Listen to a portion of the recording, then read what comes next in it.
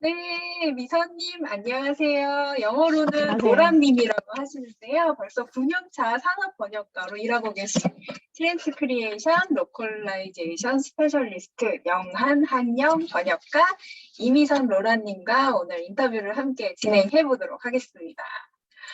네, 반갑습니다. 너무나 반갑고요. 저는 이렇게 그 간략한 소개라든지 또 미선님의 블로그, 인스타그램을 찾아보고 또 유튜브 영상 보고 팬이 되었어요. 아, 네. 이렇게 자료들을 많이 찾아봤지만 혹시 처음 접하는 우리 시청자분들을 위해서 간략하게 자기소개 부탁드리겠습니다. 네. 주로 이제 소개할 때는 연차로 소개하거든요. 그래서 네. 9년차 영한 한영 기술 번역가 이미선입니다. 네, 오늘 이렇게 시간 내주셔서 너무 반갑고 고맙고 감사하고요.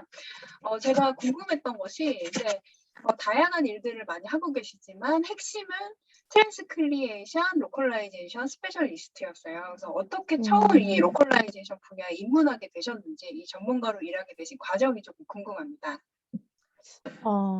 그 번역 초기에 이제 주제를 좀 다양하게 번역 샘플 테스트를 보잖아요. 근데 그거 샘플 테스트 준비할 때 저한테 IT 분야가 좀 그나마 잘 맞았고, 그다음에 초반에 샘플 테스트 준비할 때 우리가 막 병행 지문이라고 해가지고 이제 비슷한 유사 컨텐츠 막 검색해서 이제 참고하잖아요. 이제 그 작업을 지금 생각하면 좀 꼼꼼하게 해서 번역 테스트가 이제 통과가 됐고, 그쪽에서 반응이 좋아서 초반에 그 현지화 작업에 제가 투입이 됐어요. 프리랜서로. 근데 그 과정을 한 1, 2년 정도 하다 보니까 보통 이제 그 전 경력이랑 이제 연결되는 부분이 많아서 이제 그게 시작이 됐던 것 같아요. 질문 보내주신 거 보고 생각을 해보니까. 네. 네, 그러니까 이제 현지화 프로젝트를 담당을 하셨는데 그걸 일을 하다 보니까 자연스럽게 그 이후의 일감이 그 이어지시는 케이스인 것 같고요. 네. 현재 이제 보니까 기존에 다양하게 정말 하셨더라고요. 기술 번역가라고 소개를 해주셨지만 음, 의학, 마케팅, 법률, IT 뭐 이런 식으로 다방면으로 일하고 계시고 구체적인 그 분야 내용까지 포함을 하면 블록체인이나 패션 뭐 이런 것도 다 커버를 하고 음, 계시더라고요. 그래서 네네. 지금 진행 중이신 업무 분야 그리고 그동안 진행해서 하셨던 프로젝트 중에서 특별히 소개해주고 싶은 기억에 남는 프로젝트가 있다면 어떤 걸까요? 지금 진행을 하고 있는 거는 현지화 작업의 한 곳에 이제 프로젝트에 투입이 되어 있어요. 그래서 그쪽이랑은 계약직 형태로 파트타임으로 이제 진행을 꾸준히 하고 있고, 어차피 저는 이제 프리랜서이니까 그냥 고정 고객을 한 곳 확보했다 요 정도로만 그냥 개념을 갖고 있고, 이제 그쪽은 여행 관련된 브랜드에서 현지화를 하고 있어요. 그리고 또 다른 쪽은 대형 유통업체인데 이쪽에서 이제 유통업체다 보니까 제품을 여러 개를 다루는데 그 제품 소개하는 거 이제 번역을 합니다. 근데 그 내용이 좀 거의 마케팅 컨텐츠에 많이 가까워요. 이제 제품을 소개하고 매력 있게 해야 이제 구매를 하니까. 그리고 그 대형 유통업체에서 검색 품질 향상하는 업무가 있어요. 이제 그쪽에서 자체 그 뭐라고 해야 될까 웹사이트를 가지고 있고 그 자신들의 웹사이트를 이제 고객들이 와서 검색이 잘 돼야 물건이 잘 팔리니까 이제 그래서 그 관련된 검색 품질 향상 관리 그쪽 업무에도 투입이 되어 있고요. 그리고 그 외에는 이제 번역 관련된 코칭이나 강의를 이제 시작한 지는 얼마 안 됐어요.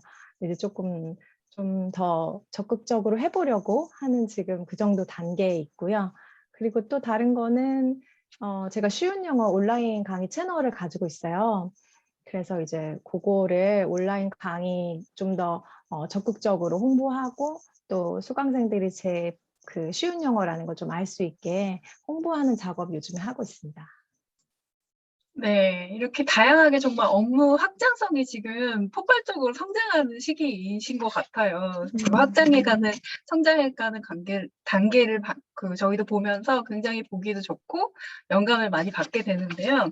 9년차 프리랜서로서 어쨌든 우리가 번역 업무가 중심이 돼서 코칭이나 영어 서비스를 제공하고 계신 거잖아요. 그렇기 때문에 네. 아까도 고정 고객사를 이렇게 확보했다고 하셨는데 이게 참 프리랜서들한테 중요한 내용이거든요. 음, 그래서 어, 어쨌든 거의 10년이 다 되어가는 이 시점에 고객사랑 이제 업무를 어떻게 이제 효율적으로 관리하고 있는지, 고정 고객사를 확보하기 위해서 기울이고 있는 노력이라든지, 뭐 관리 비법, 노하우, 이런 것들을 좀 소개해 주세요. 네. 한 5년, 좀 빠르신 분들은 한 5년 차 정도 지나면 고정 고객들이 이제 확보가 되고 좀 안정기로 들어서시더라고요. 근데 저는 조금 더 시간이 오래 걸렸는데, 이제 주요 거래처를 한 5군데 정도로 추리거나 한 3군데, 5군데 정도로 일단 추리고, 그쪽 사람 그 주요 거래처랑 좀 가능한 한 연락을 좀 긴밀하게 하려고 해요. 만약에 제가 어떤 중요한 일이 있어서 며칠 동안 일을 못 한다거나 아니면 뭐 일주일을 쉬어야 된다거나 그런 상황이 있으면 이제 미리 이메일을 보내서 서로 일정을 공유하고 다음 프로젝트는 언제냐 이렇게 물어보면 그쪽에서도 좀 좋아하는 것 같아요. 자기네들도 그 다음 프로젝트를 꼭 저한테 줄 필요는 없는데 얘는 좀 적극적이고 우리를 위해서 좀 시간을 빼놓는구나라는 그 인상 때문에 그 다음 프로젝트가 저한테 올 확률도 있고, 그리고 이거는 조금 너무 단순한 것 같은데 이제 꾸준히 일을 주는 곳이 있고 굉장히 뜨문뜨문하지만 또 꾸준하게 오는 애가 있거든요. 그런 애들은 진짜 그냥 단순하게 폴더를 쭉 만들어서 폴더별로 안에 이제 중요한 것들을 메모장에 정리를 해놔요. 예를 들어 번역료, 그다음에 그 지급 기간, 그리고 또 뭐 있을까요? 중요한 거 뭐 인보이스 발송하는 방법이 업체마다 또 다양하잖아요.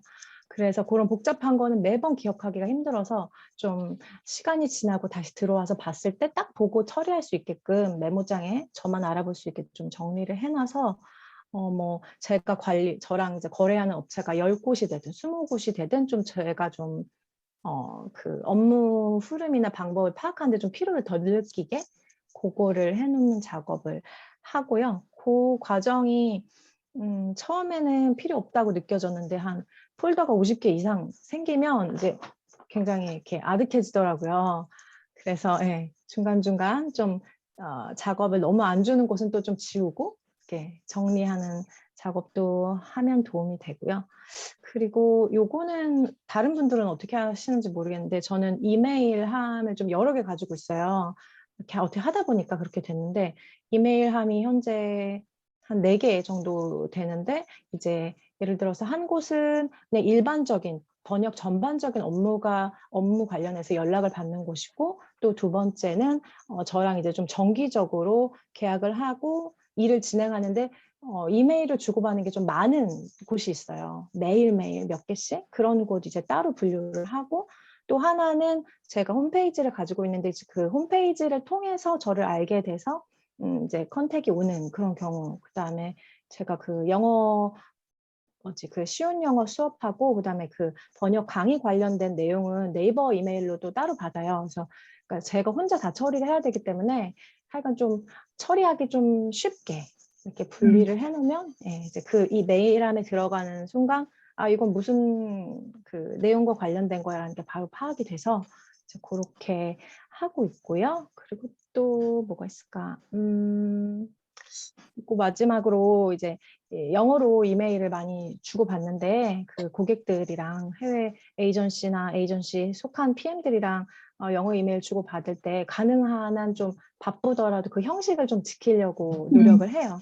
처음에 Dear 하고 이제 받는 사람 이름 쓰잖아요. 이제 너무 바쁘면은 받는 사람 이름 안 쓰는데 가능한 한 그 사람 이름 파악해서 붙여놓기 해서 Dear 누구누구 써주고, 끝날 때도 뭐 sincere 쉼표 찍고 막 이런 거 마지막에 그런 거 해서 좀 온라인으로 가능한 조금이라도 더 예의를 지키고 좀 친근감을 표현하는 의도로 그 형식을 좀 지키고 있습니다. 방금 공유해 주신 내용 너무 도움이 많이 되는 굉장히 중요한 내용이었는데요. 저는 개인적으로 생각하기에 모든 이제 번역 통역을 하시는 프리랜서 분들이 일종의 1인 기업가라고 생각을 해요. 그러니까 아까 거래처가 막 몇십 군데 이상, 지금은 뭐 폴더가 50군데 넘어가는 경우도 있었을 정도로 거래처가 늘어났다고 말씀을 하셨는데, 프리랜싱으로 일을 하다 보면 정말 그런 경우들이 있을 수밖에 없거든요. 폴더가 그렇게 고객 거래처가 여러 개로 늘어나면 그 중에서 메이저인 곳을 최소한 두세 군데 이상, 세 군데에서 다섯 군데까지 이렇게 가져가면서 장기적으로 이제 이걸 이어가기 위해서는 그렇게 하면서 나머지 간헐적으로 프로젝트가 들어오는 경우에는 어느 정도까지 내가 옵트아웃을 할 건지, 그러니까 정리를 어디까지 하고 어디까지를 그 관리해서 작업을 받아서 할 건지, 이거를 뭐 정말 다 받으려면은 팀을 꾸려서 하실 수도 있는 거고, 그렇지 않을 경우 내가 혼자 다 핸들링을 하려면 말씀하신 것처럼 인보이싱 관련해서도 효율화가 되어 있어야 되고, 메일함 관리 기본적으로 되어 있어야 되고 하는 부분들, 그리고 평상시에 거래처를 관리하기 위해서 주기적으로 메일을 보낸다든지 이런 커뮤니케이션 하는 거는 정말 적극적으로 하실수록 굉장히 좋다라고 생각을 하거든요. 그리고 메일을 쓰실 때도 그렇게 꼼꼼하게 쓰신다면 받는 입장에서도 신뢰가 생기고 이 사람의 비즈니스 매너에 대해서 일단 믿음을 갖게 되기 때문에 작업이 아무래도 한 게 더 올 수가 있는 그런 효과가 분명히 있습니다. 그래서 보시는 분들도 그런 것들을 평상시에 지켜가면서 하시면 좋을 것 같고, 로라님께서 이제 운영하시는 채널에서 인보이싱을 포함해서 워낙 꼼꼼하게 설명을 해주셨더라고요. 그래서 저는 진짜 그거를 꼭 보시고 이제 영한 한영 통번역사로 프리랜싱을 좀 해야겠다 하시는 분들은 정말 많은 도움을 받으실 수 있으리라 생각해요. 그러니까 그거를 인지를 하시고 시스템을 셋업을 해 놓으면 나중에는 어느 정도 자동화가 되기 때문에 일하기가 굉장히 좋거든요. 그러면 내가 맞아요. 중요한 거에만 딱 신경을 써서 납품 품질에 조금 더 집중할 수가 있게 되는 거죠. 네, 그래서 이 시스템 셋업은 프리랜싱 하시는 분들이 굉장히 처음에 혼란스러워하고 어려워하기도 하는 부분인데 로라님한테 진짜 큰 도움을 받으실 수 있을 것 같고요.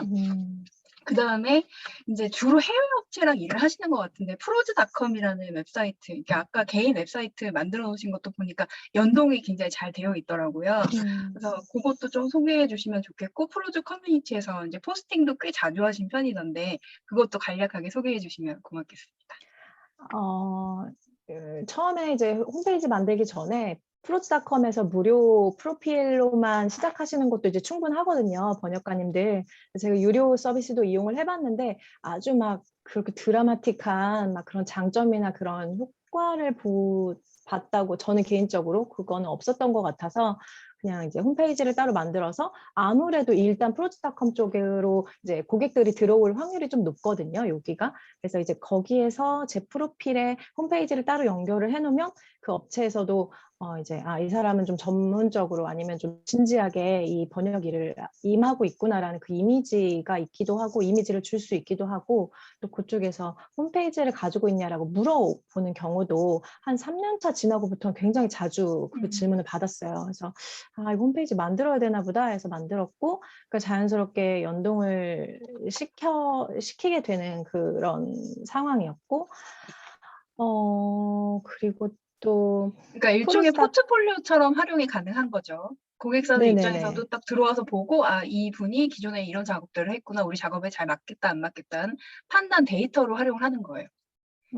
네, 그거를 맞아요. 보시는 분들이 알아두시면 좋을 것 같고, 그러니까 주로 해외 업체랑 거래를 하고 계신 거고, 국내 업체는 따로 이제 거래는 지금은 안 하고 계신 거죠? 국내 업체 이제 몇 곳이랑, 국내 업체는 말씀하신 것처럼 간헐적으로 아주 가끔씩 하고 있는데, 딱히 제가 이제 가리는 건 아니지만, 제 경험상 현재까지는 국내 업체랑 일을 했을 때 해외 업체랑 일을 한 거랑 단가 차이가 좀 났어요. 맞아요. 그래서 최소 30% 정도는 국내 업체 가격이 조금 낮아서, 그래서 그냥 이제 자연스럽게 이왕이면 이제 번역료를 더 주는 곳이랑 번역 일을 계약을 하게 되는데, 네, 그렇게 했고, 또 아까 뭘 말씀하셨지? 네, 프로스닷컴 그러니까 지금 궁금했던 내용을 잘 들려주셨는데 이 단가 부분이 사실 굉장히 중요해요. 우리가 프리랜싱으로 장기전으로 가려면은 단가를 많이 받는 대로 기울 수밖에 없는데요. 그래서 해외 업체랑 거래하시는 분들이 굉장히 많습니다. 그래서 제가 추천해드리고 싶은 책들 중에는 시청자분들이 혹시 궁금하다면 번역가로 잘 먹고 잘 살기라는 전자책이 교보문고에 있어요.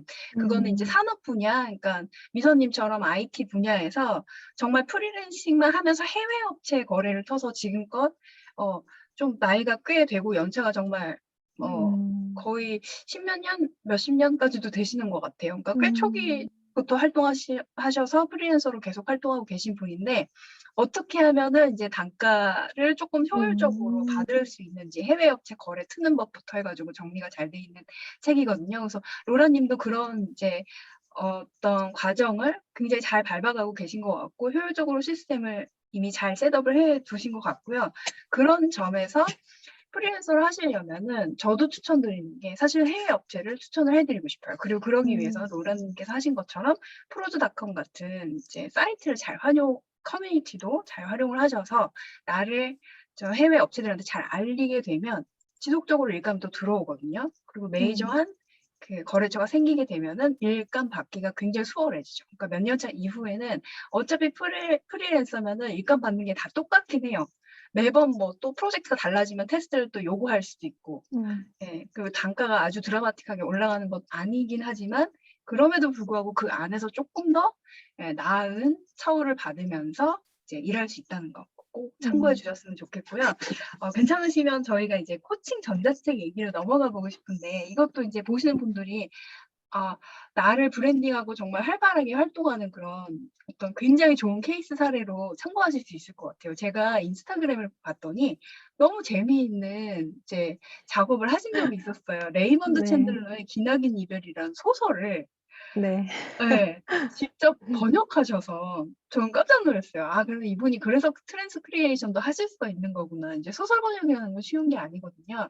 그걸 직접 전자책으로 출간을 하셨어요. 이렇게 해서 내 콘텐츠를 세상 밖으로 내보내는 방법도 번역가들이 요즘에는 많이 활용을 하고 있거든요. 그거와 관련해서 아까도 언급해 주셨지만 쉬운 영어라는 콘텐츠 플랫폼을 지금 만들어가고 계세요. 그래서 2017년도에 이미 팟빵에서 팟캐스트 채널 개설하셔가지고 꽤 인기 있게 지금까지도 몇 년, 그러니까 4년, 5년 차인 거죠, 벌써.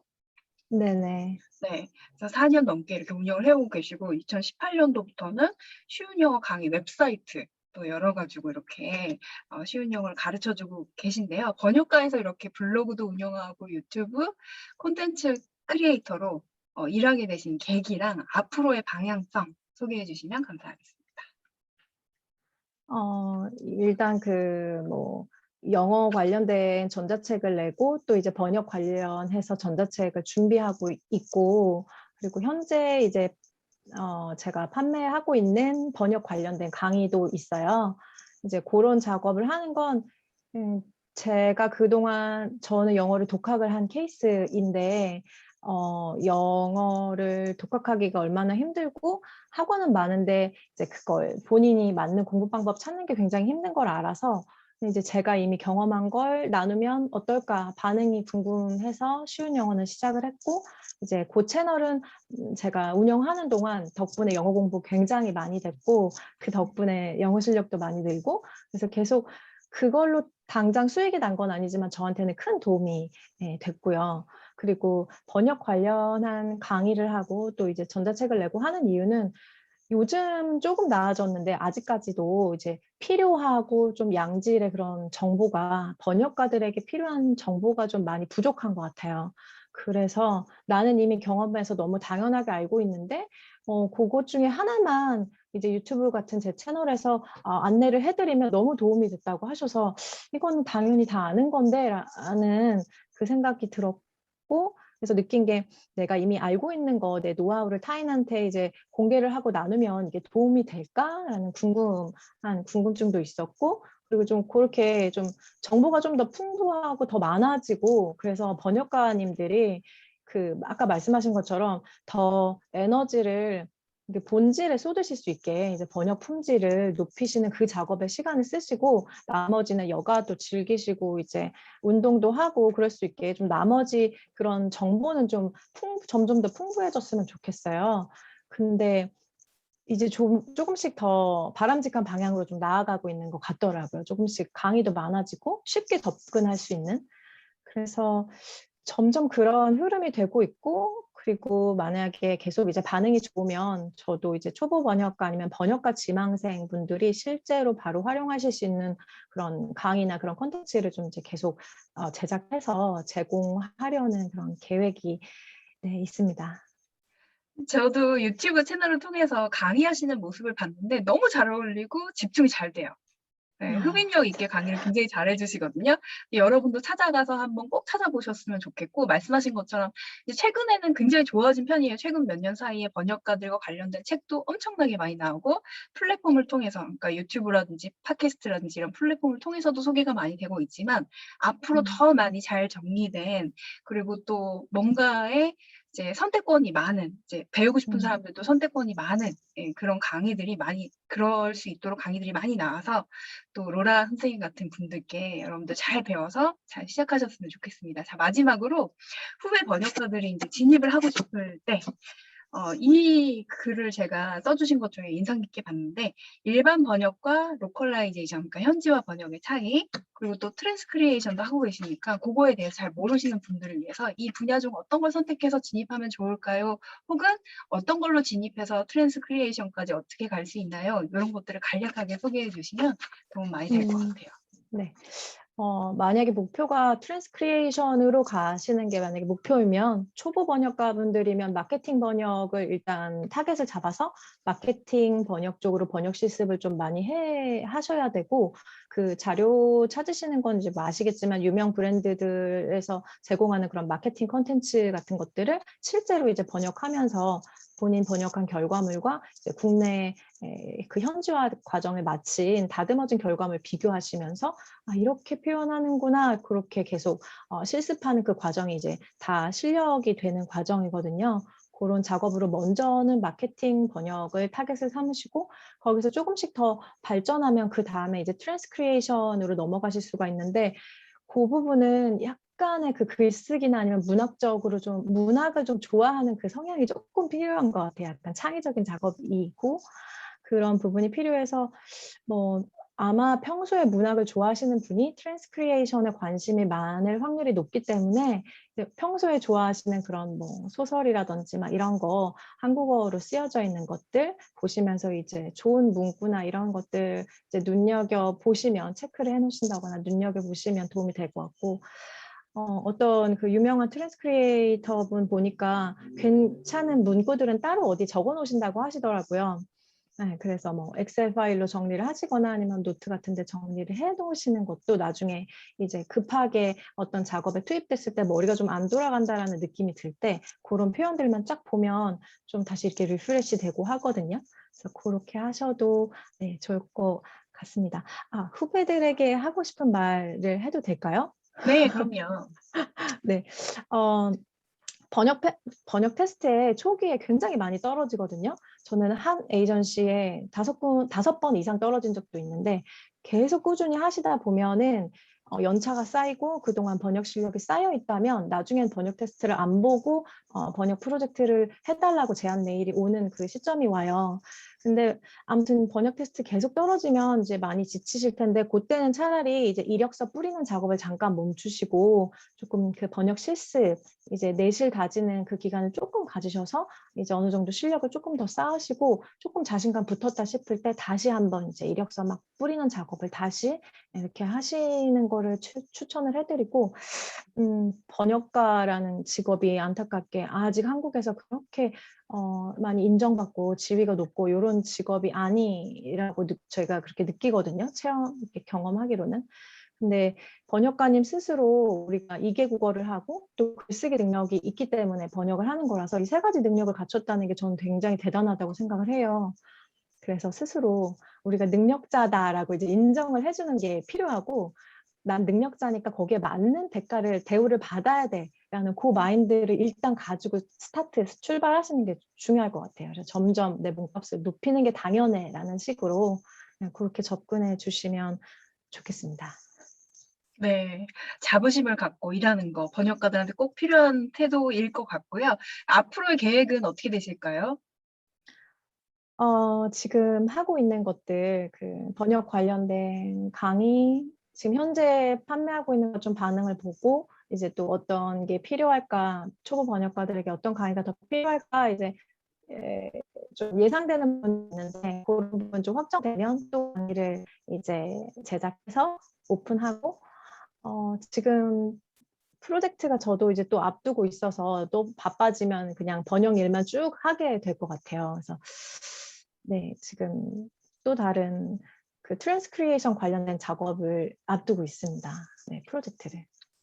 네, 이렇게 다양한 프로젝트를 접하면서 성장해 갈 수 있다는 게 번역가라는 직업의 정말 큰 장점인 것 같고요.